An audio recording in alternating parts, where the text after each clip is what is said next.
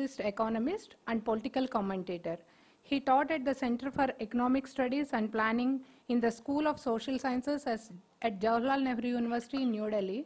Mix of a mixed economy of the type that India was prior to structural adjustment, global financial system. His specialization is macroeconomics and political economy areas, in which he has written a number of books and articles to his credit. Thank you, sir. And now I request Dr. Sailaja to welcome sir with a bouquet. Dr. Sailaja is also our economics faculty, sir.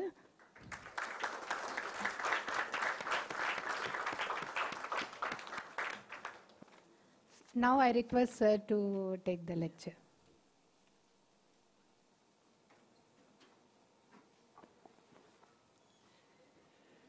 Thank you very much, Professor Lakshmi. This is my first visit to this campus. I have been to the Institute of Public Enterprises before, but to the Osmania University campus, this is my first visit here. Lovely campus. Thank you for inviting me. The topic for today's lecture is the Indian economy.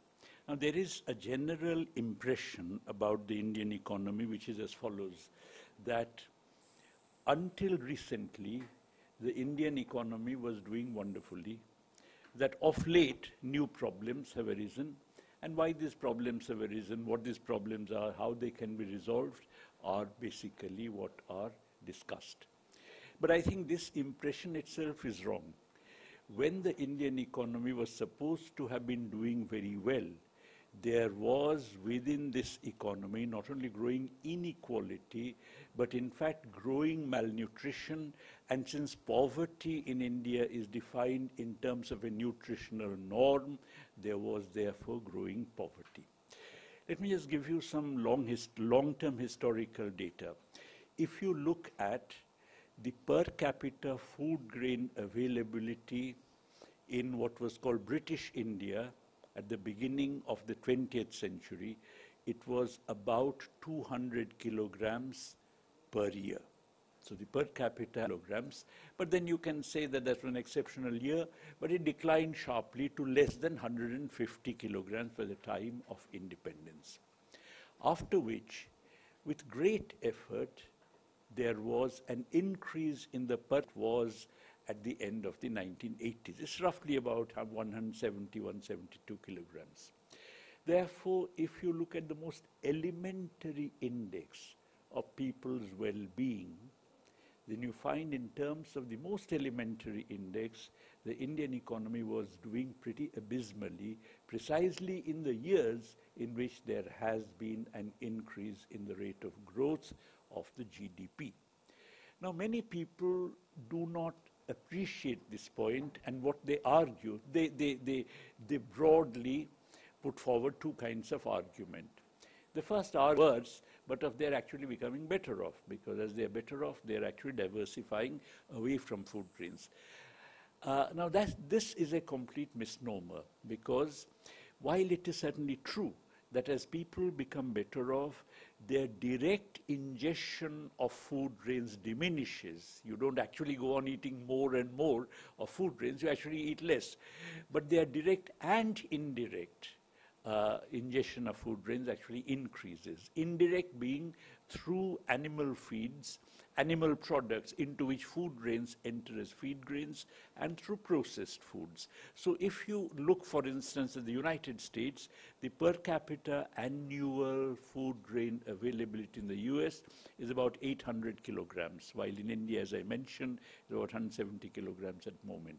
So the idea that somehow being rich entails a reduction in per capita total food grains output is a wrong idea.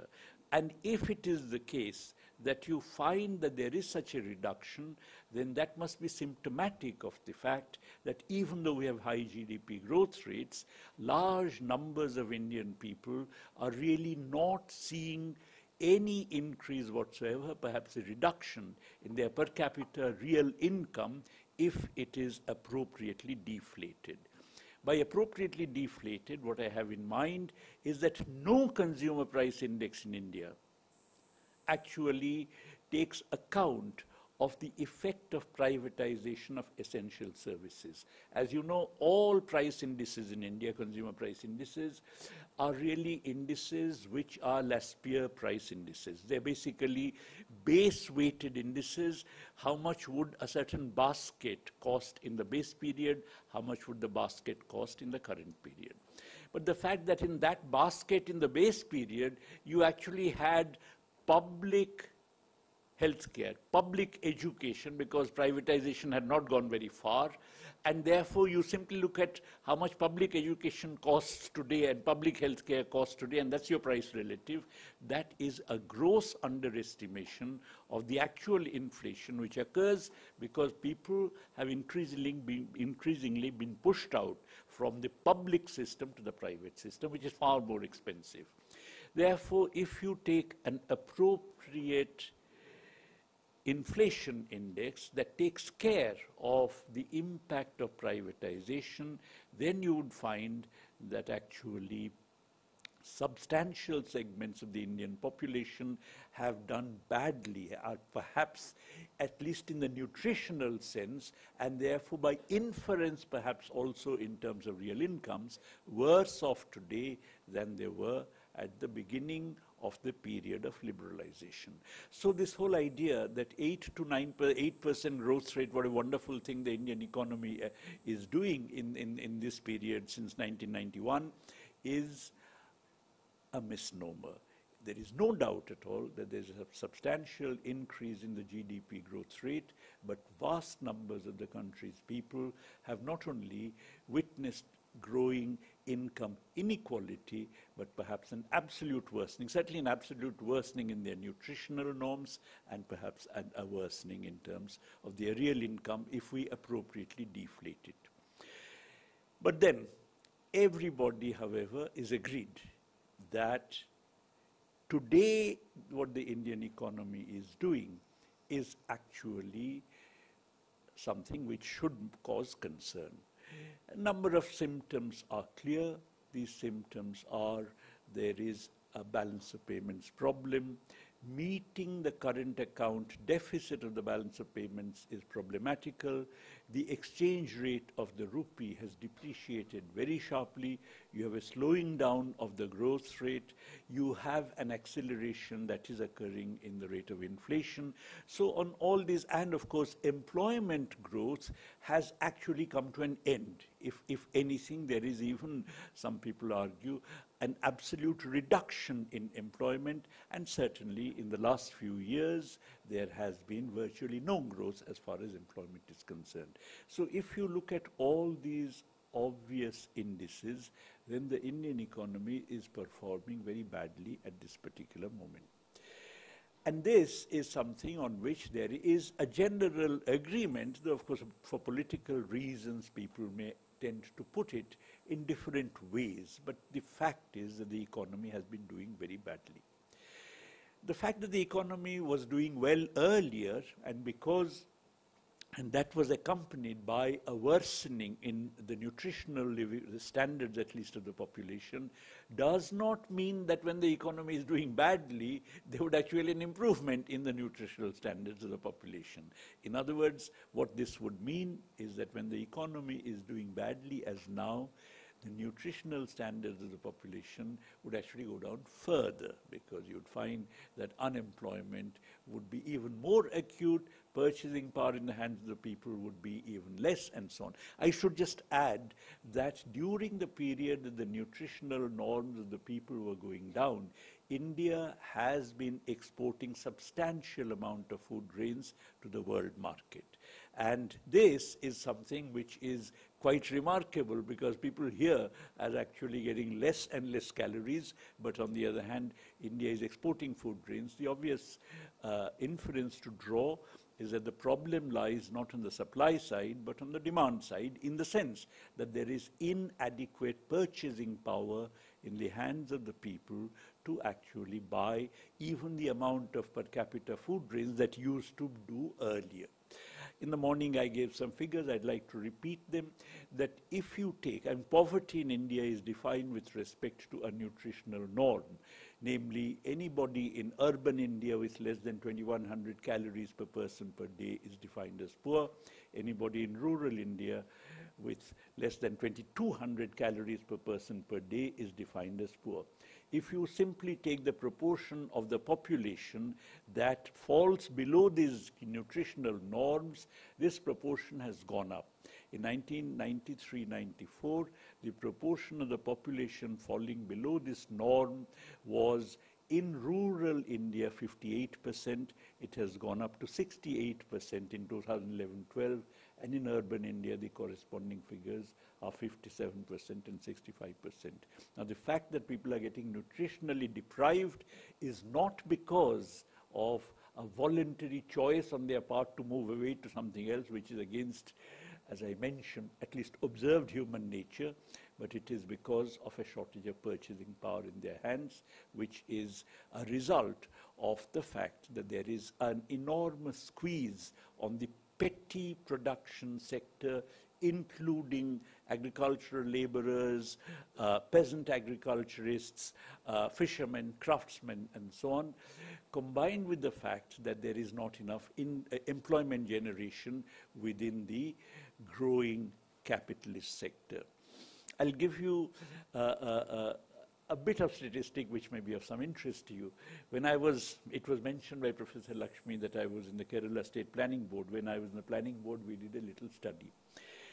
We said that suppose every fisherman in Kerala actually got the statutory minimum wage of the state, how would this sector look? And it turns out that if every fisherman got the statutory minimum wage, which is the wage given under the MGNREGS, then the entire fisheries sector in Kerala would be in deficit.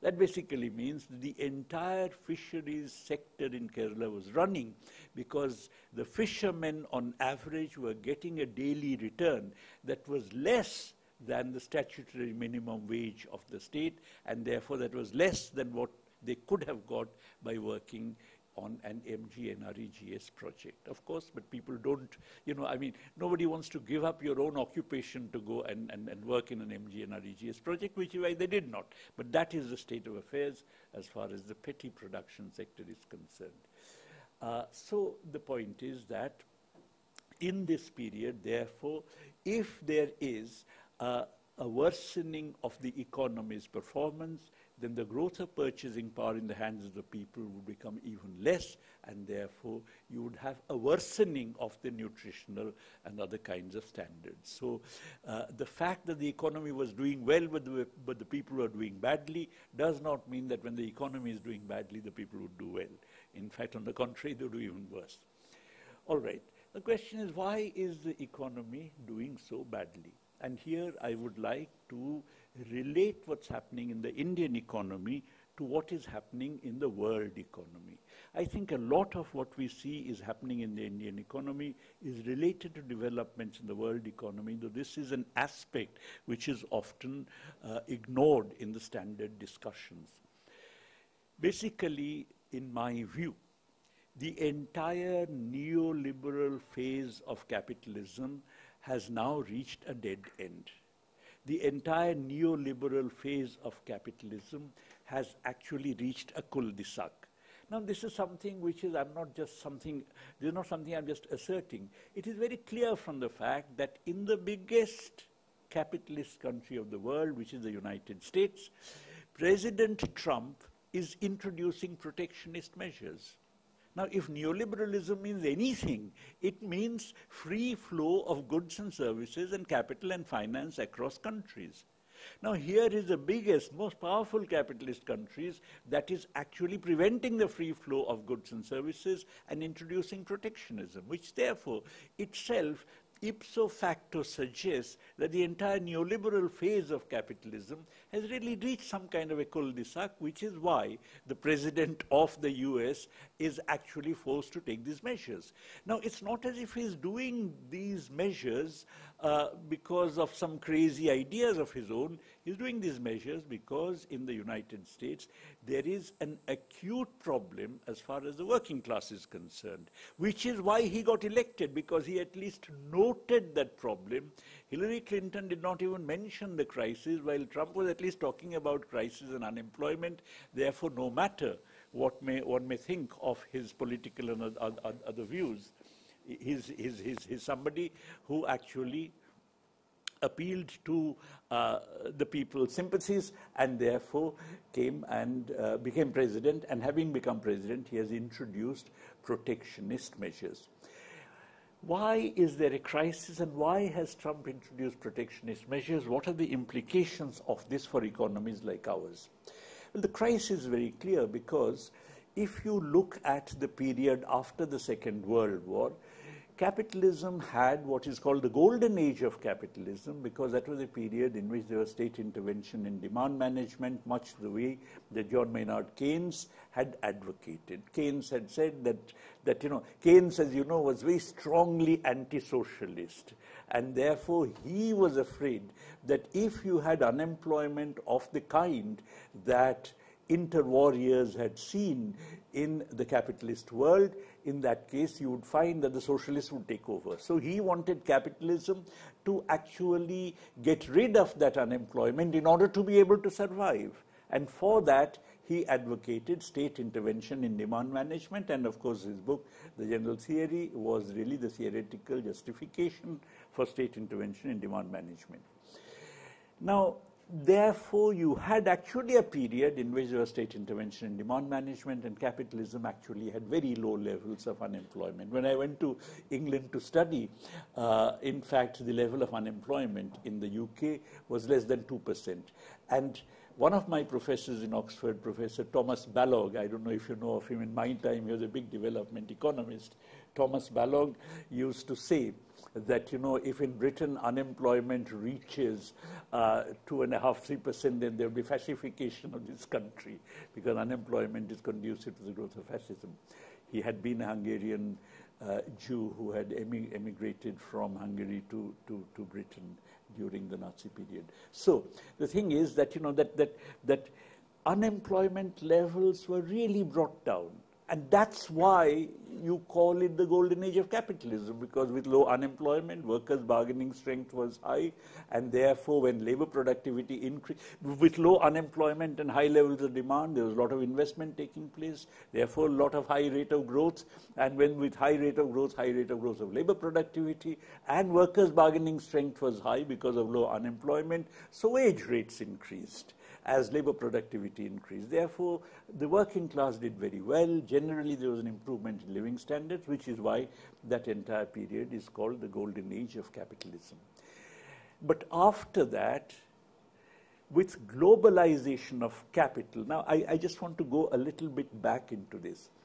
If you have a world of nation states, which is what introduced demand management, then if you have governments which are based on the basis of elections within a nation, if you have nation states, then within a nation state, you cannot really have intervention by the state in demand management of the sort that Keynes was talking about, without there being opposition from finance. Finance doesn't like state intervention, but on the other hand, if finance is globalized and the state is a nation state intervening, finance would go out of the country, creating a crisis, and therefore state intervention in demand management requires control on financial flows. This is what had happened under the Bretton Woods system. Okay. As a matter of fact, Keynes had written an article in 1933 in a journal called Yale Review, in which he had said, finance above all must be national. That you cannot have international finance. You cannot have free financial flows if the state is going to retain an autonomy for demand management, for generating high levels of employment, which he thought was essential for the future of capitalism. But in fact, what happened in the 1960s is that increasingly there was globalization of finance, the background to why this globalization happened and so on, we can discuss later on in the question-answer session. But there was, starting from the 1960s, there was a process of globalization. Finance started going across countries. Originally in Europe, subsequently in Africa and Latin America, and in India, the economy was opened up to globalization of finance in the 1990s. In Africa and Latin America in the 80s, in Europe in the 70s, late 60s, 70s basically. So, with that, now, there is no instrument available with which to deliberately increase the level of activity. The state can't intervene, because if the state intervenes either through a fiscal deficit or by taxing rich people to spend more, in that case, you actually have finance disliking it and leaving the country. The state intervening by taxing poor people to increase its expenditure is not good enough. Why not? Because if the state takes 1 rupee of tax from a poor person, since the poor person generally spends the entire income, then it reduces expenditure by 1 rupee. And when the state spends that 1 rupee, then demand rises by 1 rupee, so you have no net increase in demand. In other words, you have a balanced budget multiplier of 0. Those are few students of economics. But on the other hand, if the state taxes the rich, but part of the taxes fall on savings, which is why the state taxing the rich and spending is something which can generate net demand. That would not be liked by finance. Fiscal deficit is not liked by finance. Therefore, the state as an instrument of intervention in demand is something which is out under neoliberalism, which is why most countries actually have fiscal responsibility legislation. You actually have limits upon fiscal deficit. So the thing is that now the main instrument which had been used by capitalism in the post-war period for increasing the level of activity is an instrument that's not available. Even if though it's not available, capitalism actually did quite well, because even though there was no state intervention in the post-1970s or 80s period, nonetheless, particularly the post-70s period, nonetheless, you actually had the stimulation of asset price bubbles. Asset price bubbles, when your asset prices rise, this brings about a wealth effect as far as people are concerned on their expenditures. And consequently, demand increases, growth takes place. In the 1990s, in the US, which is of course the most important country, whose bubbles actually matter the most, in the US you had the dot-com bubble in the 1990s. Earlier this century you had the housing bubble, because of which world economy grew relatively rapidly. And as a result, that growth collapsed, however, in 2008, and after that there has been no bubble, and which is why the entire world capitalist economy has entered a phase of stagnation in which unemployment has been acute, in which the distress of the workers is acute, which explains partly why all this Brexit takes place, which explains also why a person like Trump gets elected, which explains the general upsurge of fascism all over the world, because unemployment, as I mentioned earlier, is conducive to the growth of fascism. Particularly in Europe, we have very strong fascist parties coming up everywhere, including in France and Poland and everywhere. Even in Britain. So the thing is that, you know, that this is now the state of affairs as far as the capitalist world is concerned. This state of affairs is something which affects us. Looking at it differently, what I call neoliberal capitalism having reached a cul-de-sac is something which we are observing here. Even our earlier growth, that 7%, 8% growth rate, was really a fallout of a period of boom in world capitalism. The period of boom in world capitalism helped us in at least 3 ways. One way is that directly a whole lot of, I mean, if the world economy is growing, demand in the world economy is growing, a whole lot of exports we make, naturally the demand for these exports would also increase. Secondly, when the world economy is growing, in the period of globalization, in the period in which there was this kind of growth, a lot of outsourcing took place. You know, capital tended to, metropolitan capital, American capital, for instance, tended to locate plants in China for producing manufactured goods based on cheaper Chinese labor to meet the American and European markets. Similarly, there was a lot of outsourcing of activities from the United States in the service sector, particularly IT-related services, to countries like India. I mean, all these call centers that came up. So the first, if you like, our exports increased because of outsourcing. Our exports, traditional exports, also increased because of the boom conditions in the world economy. And thirdly, what actually happened, this is quite important, is that, that a lot of finance tended to move out, because this was a period in which, as I mentioned, there was globalization of finance, finance was going everywhere. It came here as well.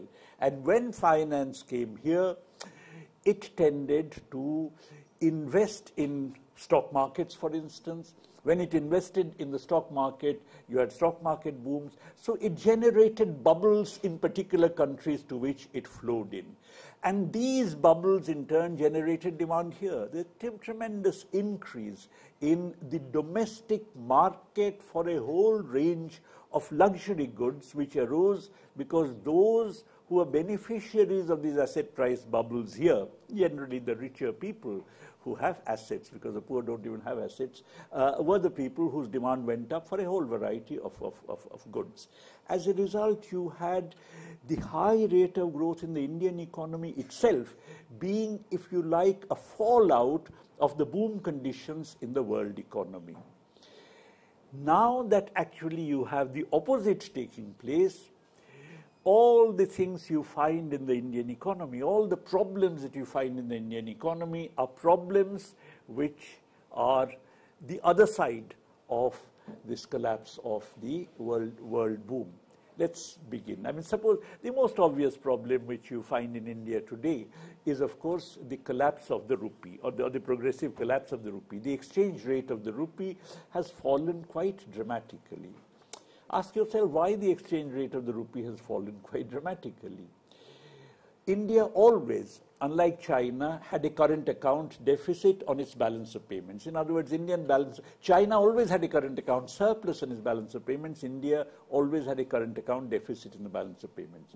This did not matter as much because this was easily financed, because finance capital was flowing into the economy. As a matter of fact, the problem was that more finance was flowing into the Indian economy than our current account balance of payments required. Therefore, if nothing had been done by way of intervention, the rupee would have appreciated. But to prevent the appreciation of the rupee, which would have made Indian exports uncompetitive in the world market, the Reserve Bank of India intervened and held on to enormous amounts of foreign exchange reserves.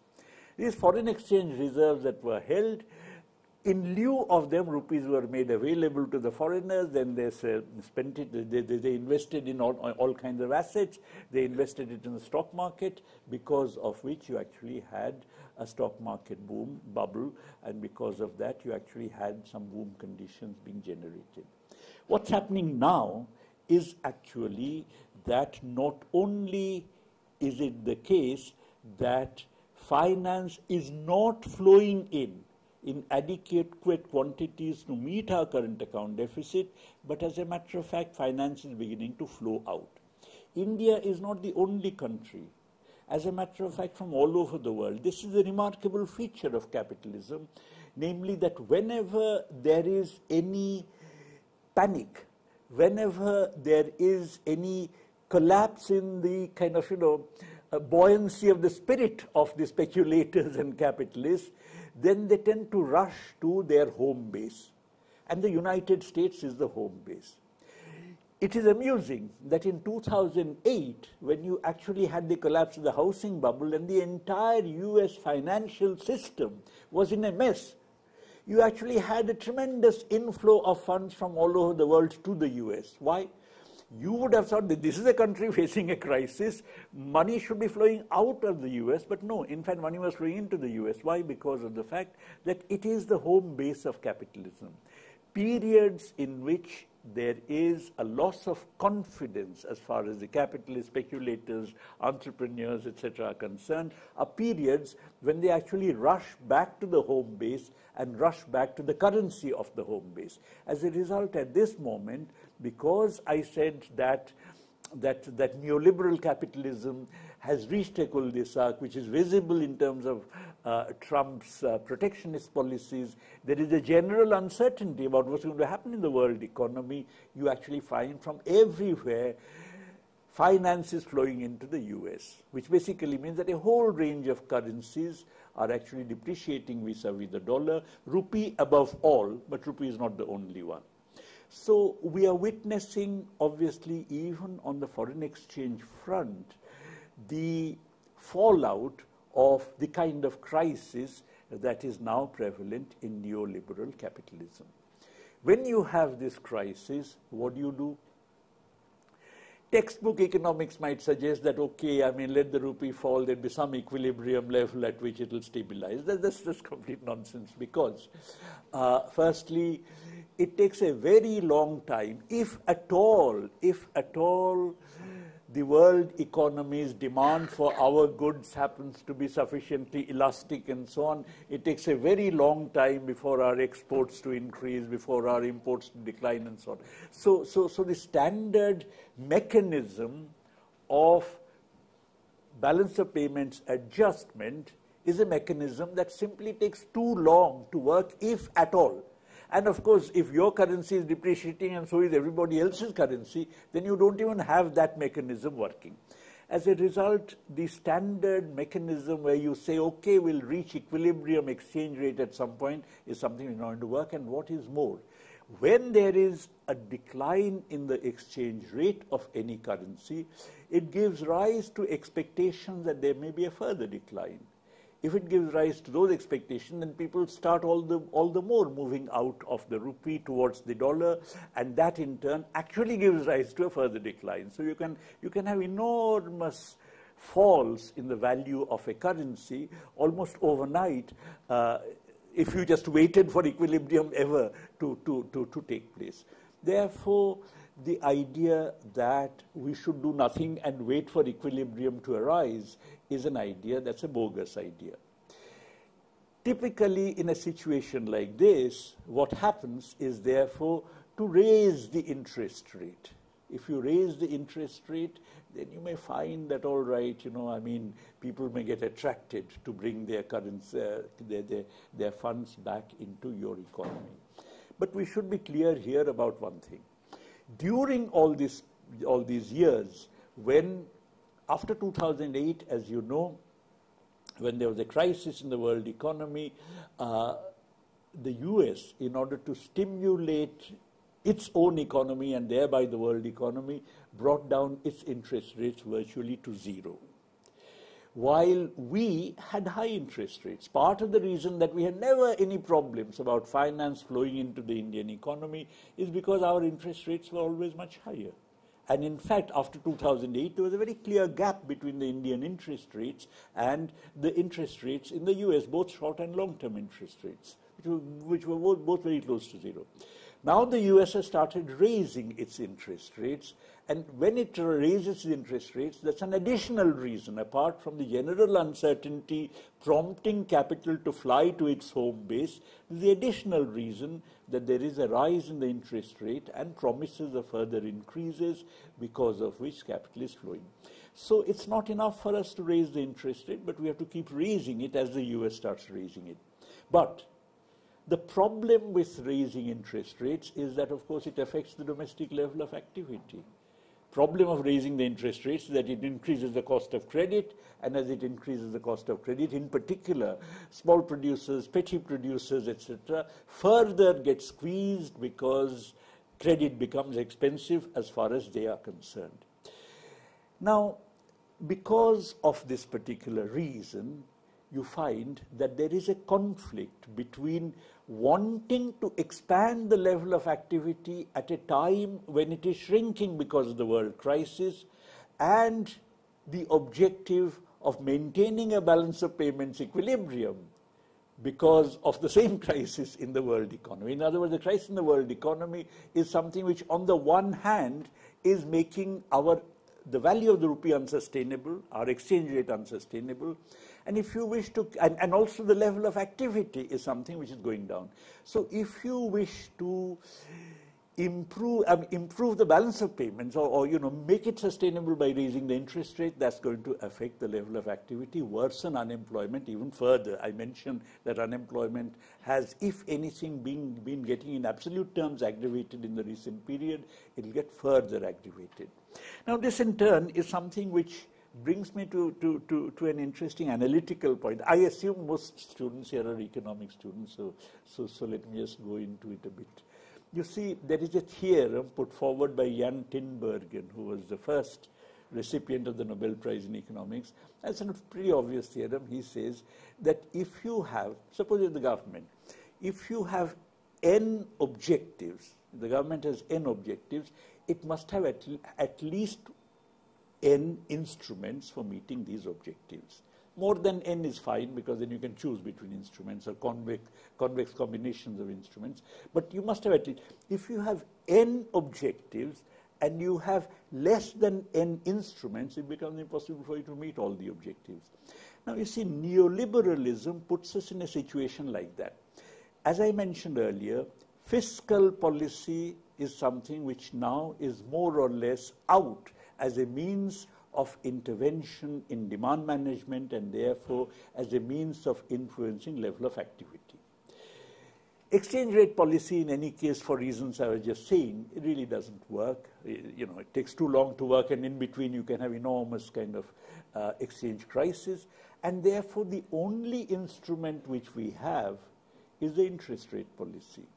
The interest rate policy is supposed to both stimulate activity, raise the GDP growth rate, increase activity, reduce unemployment, and so on. So it's supposed to increase activity. It's supposed to maintain your balance of payments by attracting capital, and it's also supposed to control inflation. Now, you can't have three objectives being satisfied by one instrument. And as a matter of fact, some of the conflict you find between the Reserve Bank and the Government of India is really a conflict that reflects, if you like, or is a reflection of this fundamental contradiction in a neoliberal regime, that you actually have only one instrument for meeting multiple objectives. So the Government of India, because election year is coming, would actually like to lower the interest rate somewhat and pay, give out some loans so that there's a bit of activity taking place, bit of kind of support as far as the economy is concerned. So it would like a somewhat lowering of the interest rate. But the Reserve Bank of India can't afford to do it, because if it did so, then of course finance would not come and the balance of payments would be in a crisis. And as the exchange rate depreciates, costs of imported goods goes up, and because of which, again, you find inflation goes up. So inflation control, balance of payments control would require a rise in the interest rate, while expanding activity and reducing unemployment would require a lowering of the interest rate. I'm not talking about whether it will be effective in lowering, whether the lower interest rate would be effective in enlarging activity and reducing unemployment. I'm not going into that. But at least the direction of movement is something which is contradictory. Any government which wants to expand activity would lower the interest rate, but any government that wants to attract finance would tend to raise the interest rate, and there is an obvious contradiction between this. And I think that's a contradiction embedded within a neoliberal regime. Now, there is no, obviously, there is no solution to this contradiction within the neoliberal regime. If the world economy suddenly revived, then of course many of our problems would disappear. But the world economy is not going to revive. The idea of Trump going protectionist would imply that America may do well until such time that others have not retaliated, because protectionism is what economists call a beggar my neighbor policy. Basically, it means that you export unemployment, that instead of buying Chinese goods, we produce our own goods, which means our unemployment reduces, China's unemployment increases. So protectionism is a beggar my neighbor policy. If the Chinese retaliate, and if other countries retaliate, in that case, even the benefits of a beggar my neighbor policy, which are transitory, would be transitory, and as a matter of fact, they would no longer, US would no longer benefit from it.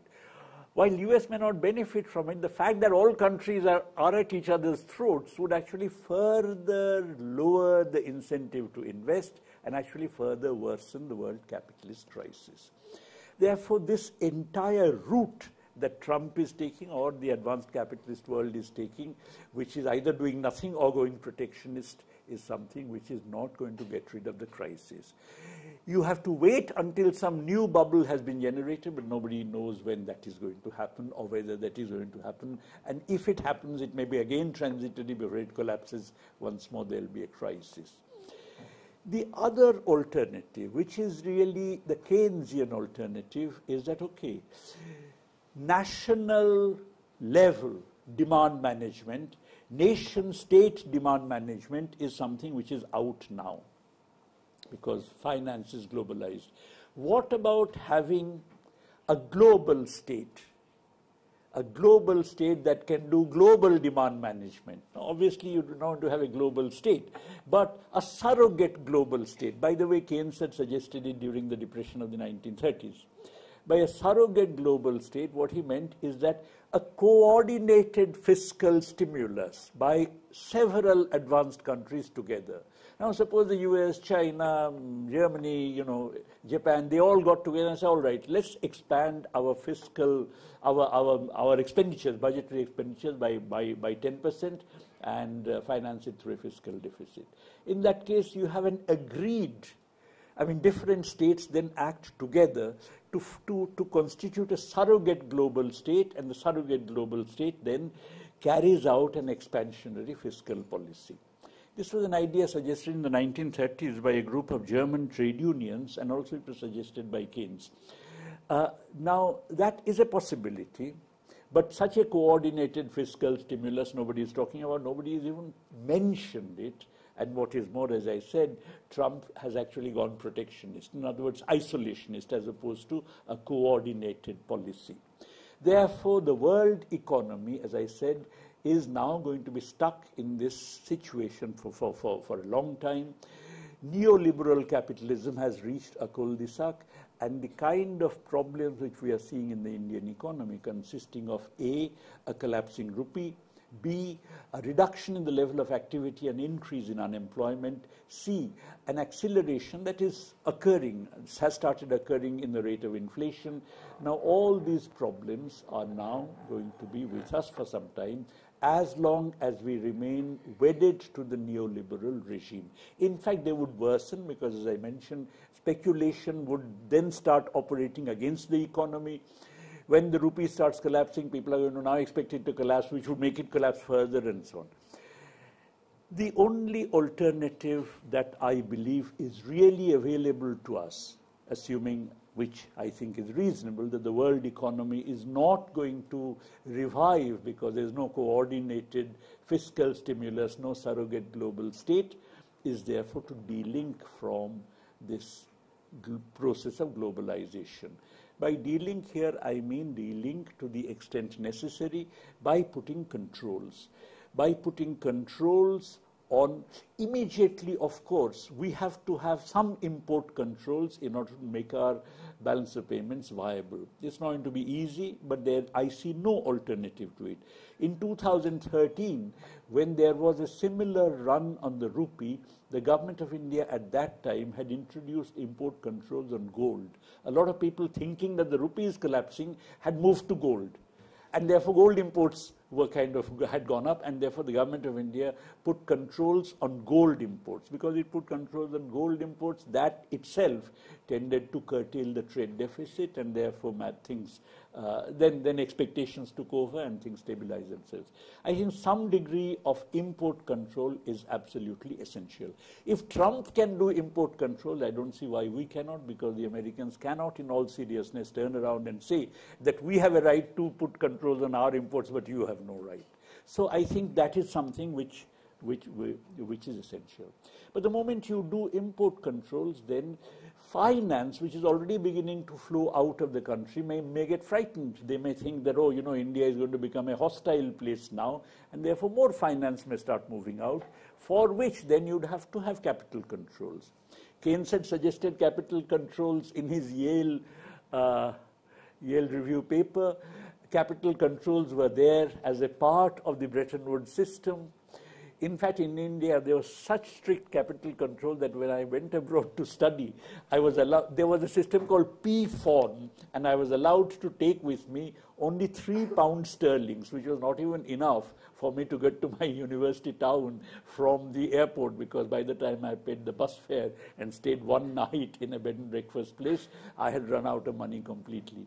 That was the tightness of the exchange control, and therefore, of course, a capital control. So we may have to have, we will have to have capital controls particularly on financial outflows, and this can be done in a number of ways. You know, many countries, Mahathir of Malaysia had introduced capital controls during the East Asian crisis. So trade controls, capital controls.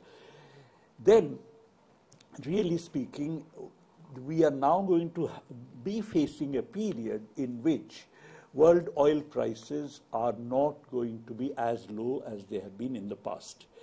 The reason why oil prices in the world had been low in the past is because of the fact that there was disunity within OPEC. While other countries wanted higher oil prices, Saudi Arabia did not.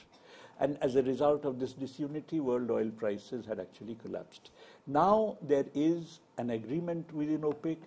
Even Saudi Arabia now says that $100 a barrel is a reasonable price, which means there is going to be an escalation by at least 25% in the world oil prices. And consequently, if we are going to not have the impact of cost push inflation arising from that source in the economy, then we have to do something about it. The argument that, look, I mean, okay, oil prices rise, but let's reduce our taxes to keep the oil price charged to the customers unchanged, is an argument which may sound okay to start with, but it does mean a loss of revenue. And then, therefore, it must mean a loss of some expenditure, and this expenditure typically might well be in welfare expenditure, social expenditures, and so on, which is very bad. And as a result, I would much rather actually have direct price controls in a lot of commodities which could be the victims of this cost push inflation. You could even have price controls. I mean, you can have lower taxes, of course, but lower taxes, but together with the lower taxes, take some other measures to raise the revenue. And the measure which I had suggested in the morning, I reiterated, of course, a wealth tax. It's amazing that India doesn't have a wealth tax. We could, instead of raising money on petro products, raise tax revenue through a wealth tax. And that would mean some kind of a control on prices. But of course, if you have such control on prices, then there may be, I mean, you know, you cannot have such control on prices and let demand be free. Because in that case, obviously, you may have increases in demand taking place, which would then affect your balance of payments. Therefore, I think control on prices has to be accompanied by some degree of control over the distribution. Now, Delhi, for instance, had an odd-even scheme.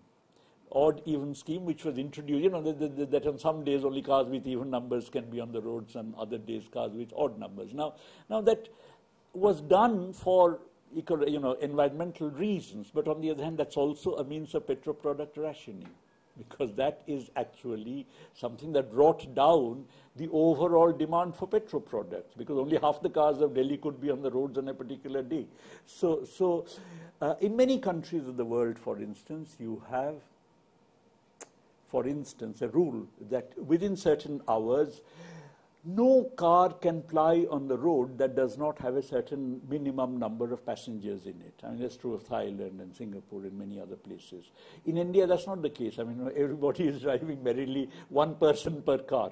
So I think one can introduce in various ways petro-product rationing. So I'm suggesting import controls, capital goods controls, price control through a reduction in taxes on petro products, but the revenue to be made up through a wealth taxation, control on the distribution of petro products. But all these are, of course, ways of coming to terms with the existing balance of payments crisis and also the inflation that is generated thereby. But that's not enough, because after all, we need to overcome unemployment. We need to generate growth in the economy. Now, if the world capitalist system is now going to be sunk in a fairly protracted period of crisis, then the only way that this growth can be generated in our economy is through an expansion of the domestic market. Expansion of the domestic market here would mean, of course, number one, a more egalitarian distribution of income, and number two, the home market here has to be essentially an agriculture-led growth, because that is our domestic sector where expansion would give rise to an overall increase in the size of the market. Agriculture-led growth would also require that the government re-support, re-protect, re-promote the petty production sector, not to remain forever as a petty production sector, but maybe to improve its base for technological upgradation, for reaping economies of scale, etc., through voluntary cooperatives, through voluntary collectives, and so on. As I said, destruction of the petty production sector is disastrous in economies like ours, because it simply throws people out of the sector who cannot be absorbed elsewhere. Therefore, poverty increases. We cannot, therefore, throw them out, but think in terms of improving the sector in other ways, improving the technological base of the sector in other ways. That would necessarily have to be through voluntary cooperatives and collectives and such like. Therefore, I think we have to rethink our entire economic strategy. Greater emphasis on egalitarianism, greater emphasis on welfare expenditures and social expenditures, enlarging the social wage for everybody, greater emphasis on agriculture and petty production, having controls on capital flows, trade and prices, and therefore some degree of delinking from the process of globalization. In fact, in the morning I was suggesting that in order to institutionalize all this, in order to ensure that actually such a thing happens and has the support of the people, it would be a good idea if, in keeping with a democratic tradition, we actually institutionalize a set of economic rights which are constitutionally guaranteed for every Indian citizen. And these, as I mentioned in the morning, could be right to employment, right to food, right to quality, publicly funded universal healthcare, right to quality, publicly funded universal education, and of course old age and disability benefits. And these should be justiciable, universal, constitutionally guaranteed rights, in which case, once more, you can have a revival of public enthusiasm, a revival of a spirit where you can say that I'm proud to belong to this nation as its citizens. Thank you.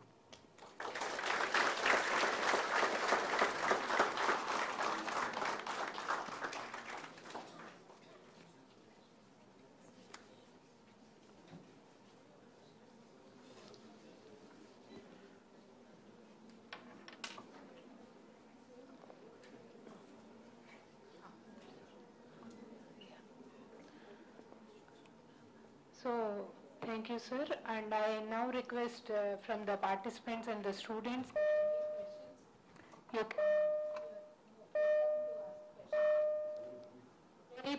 very brief questions. Okay.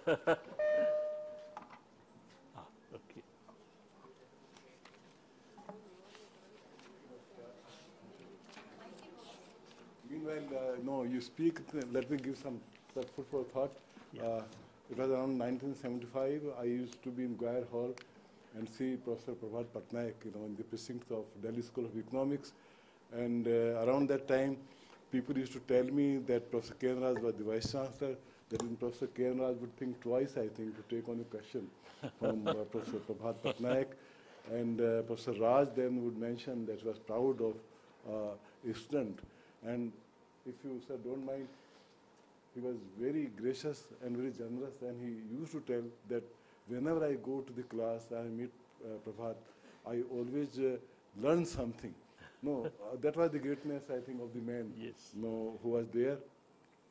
He's a legend, living legend, and I think we need to have professors of, I think, that reputation and of that thinking who can question, I think, the logic of the advancement that we have been making now. It's very, very clear that regulation and state control are a must, because unregulated economic forces, we don't know where they will take us to.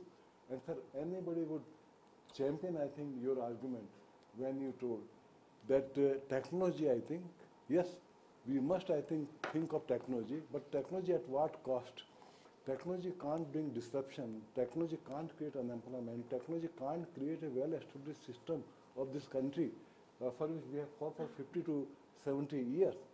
Sir, I would also thank you very much when you talk about Keynes.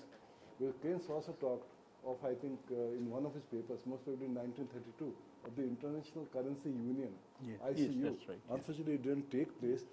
But then I think it came in a different way through Bretton Woods, through SDR. But SDRs could not serve the kind of purpose which I think, for which I think, it was thought about. And therefore, I think what you told, I'll say, take a liberty with you, you are a present Rishi. Rishi in the sense that Swami Aurobindo, he talked about a universal religion. Swami, when you go to Pondicherry, when you go to ashram, he was the person who conceived of a global religion, a universal religion. And I think we see, I think, even these days, I think economic thinkers, they've been talking about that. And they got, I think, substantial boost when they talk about that, from if they would listen to you. Sir, you are very right. When you talked about your experience of, this currency control, I was in Italy. I was on a fellowship of the British Council in SDA Bocconi, Milan. Can you believe that I was left with $1, seeing people taking cups of tea after tea, but with $1, I would just think whether I should have, because it was $1.5 for a cup of tea. I was just thinking whether I should go there, even I should advance. I was looking, I think, at the face of people who were taking tea, but then I could not do much. I had my tea only when I go down, I went to my professor's house, Professor David Chambers, who established London School of Business. I had my cup of tea only, there after 6 to 8 hours. So that was the currency control. But we do need currency control, because if currency control can bring stability, if currency control can keep our pride, I think, if currency control can give employment, if currency control can control, I think, sir, I think the way we have been throwing away the money and inequalities, they have increased. I think we do need currency control, but currency control can bring, I think, to some amount of equity, I think, in the system, where we will not have enough money, I think, on one side, with so many storage house, and many persons, I think, looking like me, when I was in Milan airport, looking, I think, to a cup of tea, whether I could have had a cup of tea. I think many of you know that Professor Patnaik was in the list of many times in the Nobel Prize. And I wish, I think, we wish that one day, I think, should not be very soon, because we are seeing a twist in Nobel Prizes also. At one time, they're only going to free market economics people. But you have seen, I think, in the last Nobel Prize, which has gone, and a couple of Nobel Prizes in economics which have gone, they have gone to people who have been thinking not only, of a Nobel Prize, but have been thinking of efficient market hypothesis, which doesn't exist. Markets are there, but at the same time, like a river and like a sea, we have extremes, I think, there are controls, I think, on the beaches. I think they control, I think, the sea and the river. So it has been a very, very great thing, sir, I think, and many of them have come to me. And they are told that Professor Prabhat Patnaik should find more time for Hyderabad city, and especially for IP. Thank you. And you see, I think, never we used to have this hall full. And we used to think whether we should have constructed this. But today I feel that, yes, there was every justification of having this bigger hall, because I see it full, I think, to the brim. You don't see one chair vacant. That's the force, I think, of what Professor Prabhat Patnaik speaks. We are grateful, and I would also read out, I informed President Madhav that we are here. And he has used a very good word and very appropriate word. That please convey my regards to great humanist. So please join me in giving a big round of applause.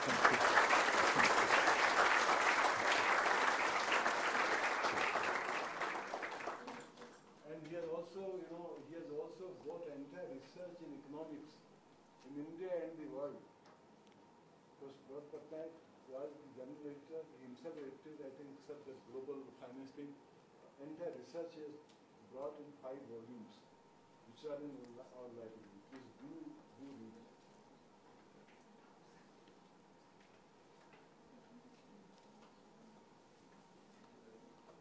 Now I request Sailaja to propose vote of thanks on behalf of our... We are also very grateful to SIPA, especially for Suresh, who has been extremely kind to us, because you have charged the minds of the faculty and also the minds of the students, and we need to do that. We are extremely grateful.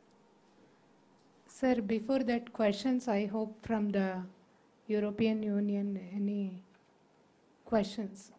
Suresh ji? WhatsApp, on WhatsApp. Okay. Thank you, sir. On behalf of the Director IPE, students and faculty fraternity and to the SIPA, we propose a very warm vote of thanks to you, sir. It was a great insight that you have provided to us, and especially for a generation where we do not have to place a lot of historical data. You elevated us to a great deal of historical data, and we as faculty take great pride that at least an iota of understanding about British India and the facts and a galaxy of things have gone into their minds now. They could actually interconnect a lot of data. Otherwise, the moment we say British India, we just get to know there's a lot of patriotic fascism that comes into everybody's mind. But now you have given a lot of interconnection to a lot of facts. So that was amazing to have you here, sir. Thank you so much. Thank you, sir. Thank you.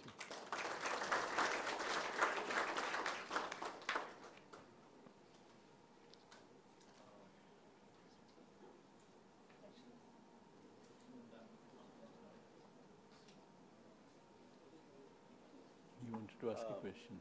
Is there some question somewhere? Yeah. Please, please.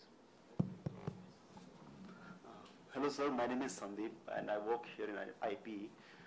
My questions are of twofold. First, as you suggest, of course, there are no instrument left now other than 2 major instruments, such as interest rate and de-link the Indian economy with the rest of the world through globalization, or deglobalization rather. Do you feel that somewhere Schumpeterian or neo-Schumpeterian proposition of innovation-led development or growth would also be one of the options where developing countries such as India would like to perhaps adopt? That's point number 1. 2 is also you suggest that India, such as the country like India, should also follow a domestic-oriented growth pattern or domestic-oriented demand pattern, where the larger demand or activity base could be created through the agriculture incentives, products, and so on and so forth, to create an egalitarian society, to have a long-run sustainable growth. But in the context where state is increasingly withdrawing, not just in India, but everywhere else, especially because of the capital boom and so on and so forth, is it viable to have a state intervention in the long run to create sustainable growth? That's it. Thank you. Sure. Thank you. Thank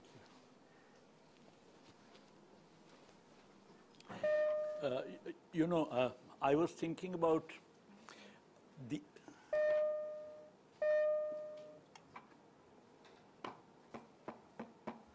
idea, this business of there being only one instrument for multiple objectives is a feature of neoliberal regime. Okay. Now, if we do away with the if we impose controls, then we get more leeway for doing what we wish to do. Now, delinking is not, as it were, an instrument for meeting objectives within a neoliberal regime. Delinking is stepping out of the neoliberal regime. Okay, so the way I see it is the following: you have at the moment in the world nation states and you have globalized finance. You have a crisis in the world economy. There are only two ways in which this crisis can be overcome. One is that you have a global state that then does global state intervention to overcome the crisis. Even if global finance may not like it, it can't go to the moon. Okay, in other words, then global state can assert itself vis-a-vis global finance and intervene to increase the level of activity in the world economy.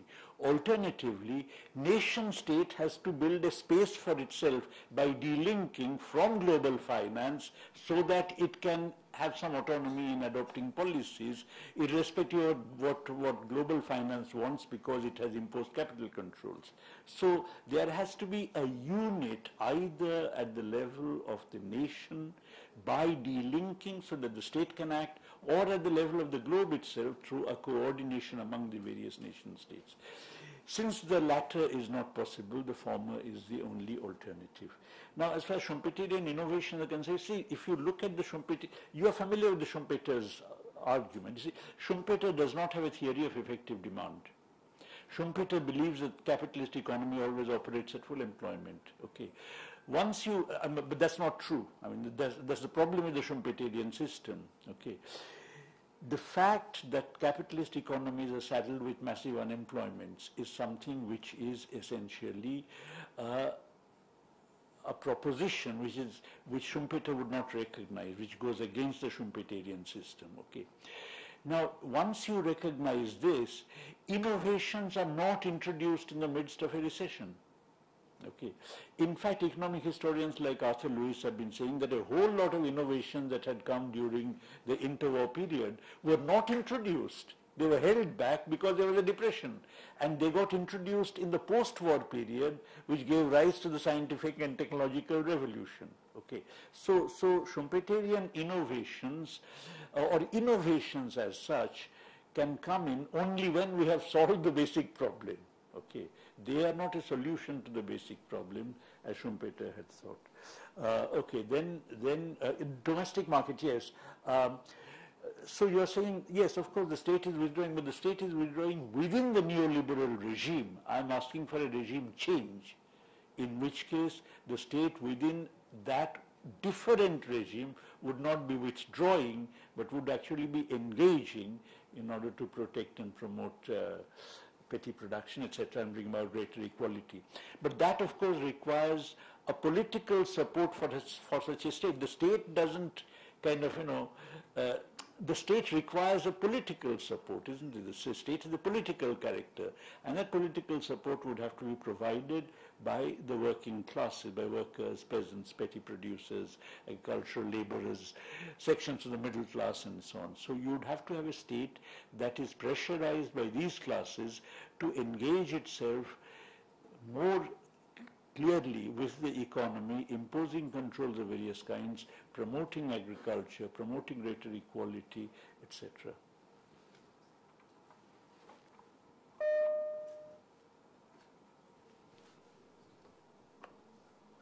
So good afternoon, sir. I'm Manish of BFA first year. Sir, I have 4 questions, sir. You sit down and speak, because, yeah. Thank you. I have 4 questions, sir. Please. One is, in the today's news, we have seen that Warren Buffett has taken away his shares from Walmart, which were there from past 20 years. And in the past 1 week or past 3 days news, we get to see that Flipkart's top executive level is going to quit. And in the today's news, we even saw that Jabong also is going for a layoff of 200 to 250 employees. How is India in short going to deal with this poor corporate governance? And first point. Second point, Walmart hitting the retail sector of India, will that affect the economy at a huge point? Because at this point, the NBFC sector are going at a very, they are going through a crisis, or they are going through a downfall, which I can say, which in that means that the agricultural sector also will be affected because of the NBFC sector, downfall. And the last point is, sir, imposition on the oil, crude oil. If we are going for import control of crude oil, we are getting to see a 22% of increase, growth in the aviation sector. If we import if we import controls on crude oil, how will that affect the aviation sector? Because as at this point we get to see a lot of talks between Jet and Tata and these two giants dealing with the market share of India. Okay. I was not talking about import controls on crude oil. I'm not talking about import controls on oil at all. In fact, I am saying there will be price control on petro products, but on the other hand, if you keep it low, then it's possible that there would be an increase in the quantity demanded. Okay. I think increase in the quantity in other words, you cannot have price control and no control on the quantity demanded. If you have price control, then there must be some control on quantity demanded, for which I was thinking in terms of petro product rationing in various forms, not necessarily in the form that you're allowed only so much, but in other ways, like I said, that you could, for instance, have force people to kind of share passenger cars and things of that kind. By the way, a lot of the consumption of petro products in India are within the government sector itself, particularly the armed forces and so on.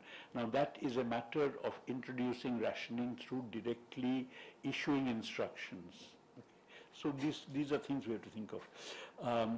Walmart, when you're talking about, I mean, I think one was opposed to the entry of Walmart precisely for the employment reasons.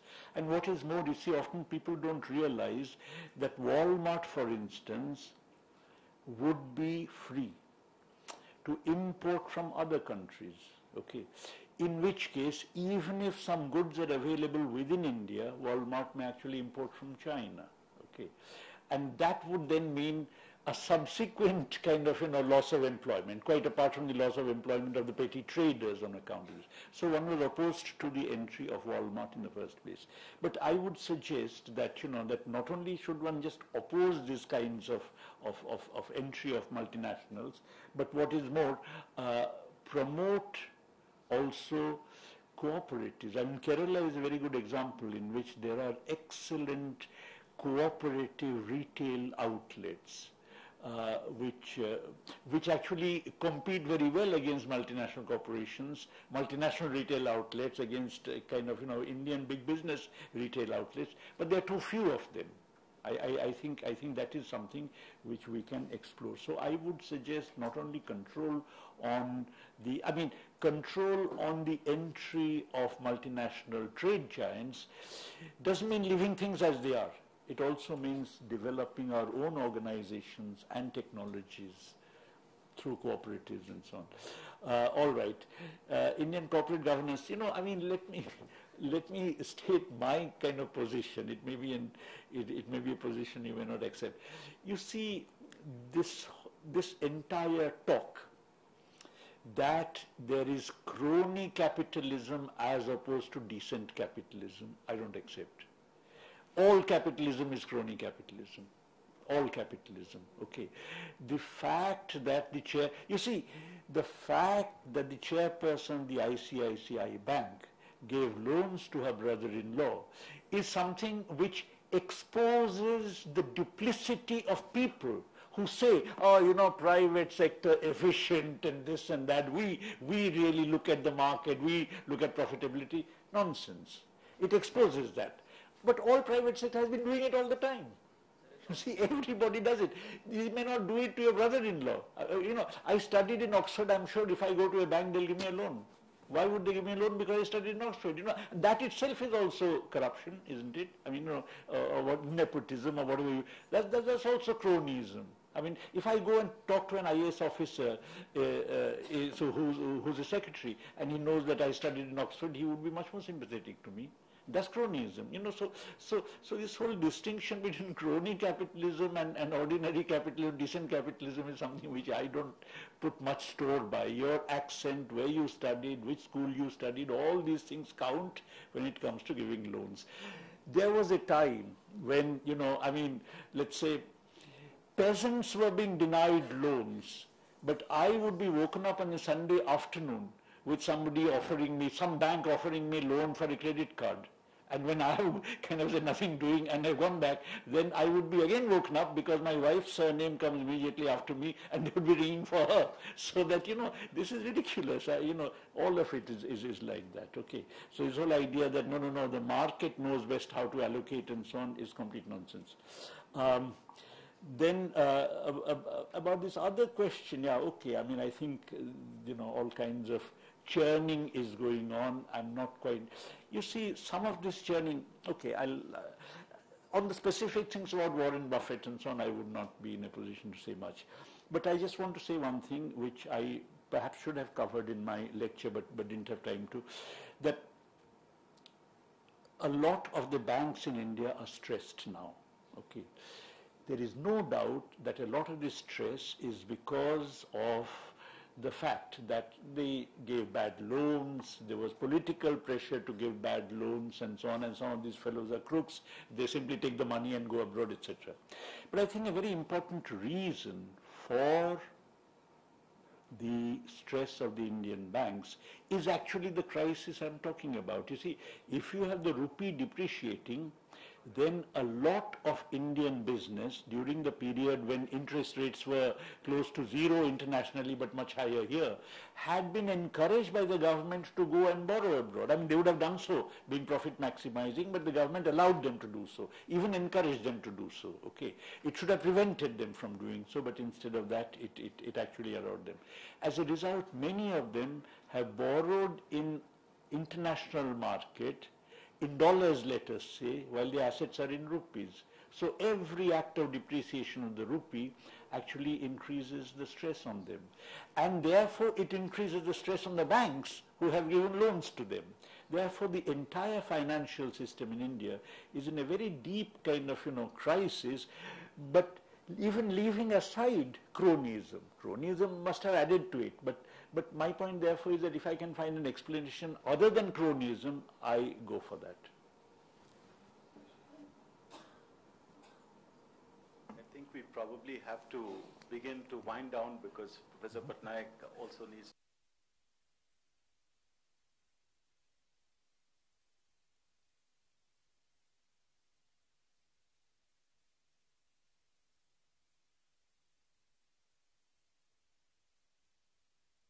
invitation on behalf of Urban Action School, which is supported by the European Commission and ActionAid.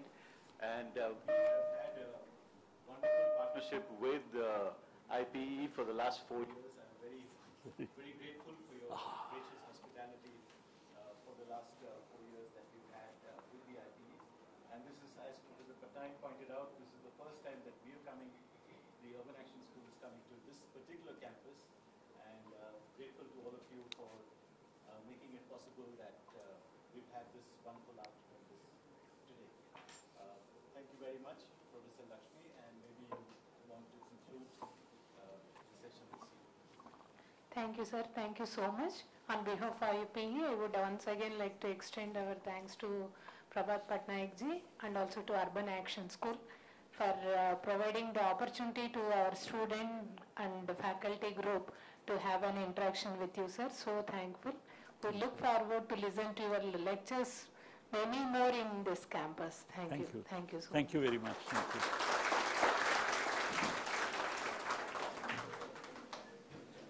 I think I should go. Yeah, Sorry. token Oh, of I see. appreciation from- Just one. They'll help you with this. No, I'll just...